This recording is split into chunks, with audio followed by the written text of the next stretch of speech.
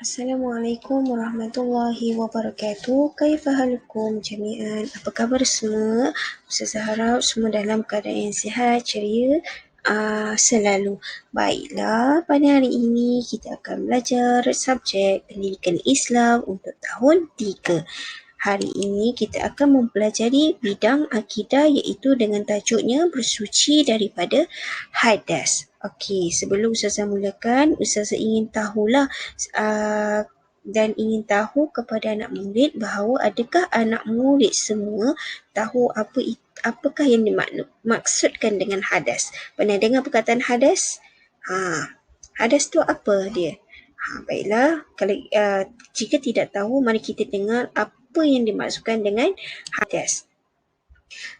Maksud hadas ialah kekotoran maknawi pada diri seseorang yang menghalang sahnya ibadah yang disyaratkan bersuci. Contohnya solat, tawaf dan menyentuh Al-Quran. Maksudnya hadas ni ialah sesuatu kekotoran. Yang hadas tu bermaksud kekotoran maknawi, iaitu maknawi ni secara tidak nampak, yang ada pada diri seseorang, yang mana kekotoran secara yang tak nampak tu boleh menghalang seseorang individu tu untuk melakukan ibadah yang disyariatkan oleh Allah SWT.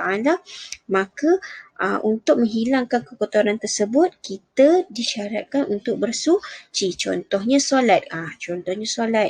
Kita ingin mendirikan solat secara amnya, secara luarannya kita nampak bersih, tiada kekotoran. Tapi untuk mendirikan solat, Allah mewajibkan pada kita untuk berwuduk. Iaitu berwuduk tu adalah mengangkat hadas kecil, mengangkat hadas.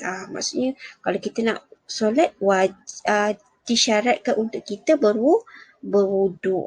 Kalau tak wuduk, tak sah solat. Itu yang dimaksudkan hadas. Hadas bermaksud kekotoran yang kita tak nampak pada mata kita. Tapi Allah nak buat sesuatu ibadah tu, walaupun kita nampak secara zahirnya badan kita tiada kotor, tak nampak kekotoran itu, tapi kalau untuk melakukan ibadah, kita disyaratkan untuk bersuci terlebih dahulu. Okey, itu adalah maksud hadas. Okey, hadas ni terbahagi pada dua, iaitu hadas besar dan hadas kecil. Apakah yang dimaksudkan hadas besar? Hadas besar ialah hadas yang memerlukan kita untuk mandi wajib. Okey, nanti kita tengok apa yang memerlukan mandi, apakah jenis-jenis hadas besar ni. Nanti kita akan tengok kenapa kita perlu mandi wajib. Okey, yang kedua adalah hadas kecil. Hadas kecil ialah hadas yang kecil lah, maksud kecil, dan kita tak perlu mandi wajib, tapi kita hanya perlu membersihkannya dengan berwuduk. Contohnya kalau kita nak solat, syarat untuk solat kita kena berwuduk. Berwuduk terlebih dahulu. Okey. Hukum bersuci adalah wajib untuk bersuci daripada hadas. Jika kita ingin melakukan ibadah, kita wajib untuk bersuci terlebih dahulu. Kalau kita tak bersuci, maka ibadah yang kita lakukan tidak sah. Dalil bersuci. Dalil ni maksudnya ayat Al-Quran yang mensyariatkan, yang menunjukkan kita perlu bersuci daripada hadas, daripada surah Al-Ma'idah. Wa in kuntum junuban fattahharu. Maksudnya, jika kamu berjunub, maka bersucilah. Yang dimaksudkan berjunub ini adalah berhadas. Jika kamu berhadas dalam keadaan kekotoran, maka bersucilah terlebih dahulu. Okey, ini Ustazah sebut tadi. Kenapa sebab-sebab yang memerlukan kita mandi wajib? Sebab-sebab hadas besar.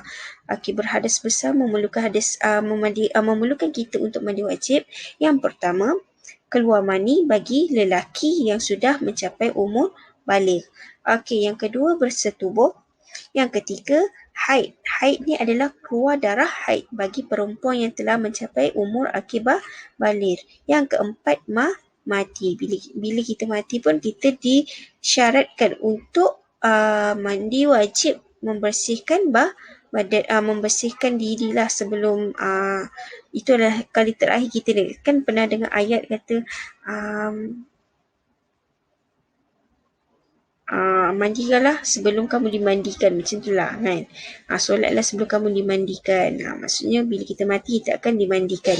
Okey, yang kelima, Wiladah. Wiladah adalah darah yang keluar ketika bersalin. Darah yang keluar ketika bersalin. Selepas tu kita kena mandi wajib. Dan nifas, yang terakhir adalah nifas, ialah darah yang keluar selepas bersalin. Ini ketika bersalin. Wiladah ketika bersalin. Nifas adalah selepas bersalin. Selepas suci daripada darah nifas, dah habis darah tersebut, barulah kita mandi wajib. Okey.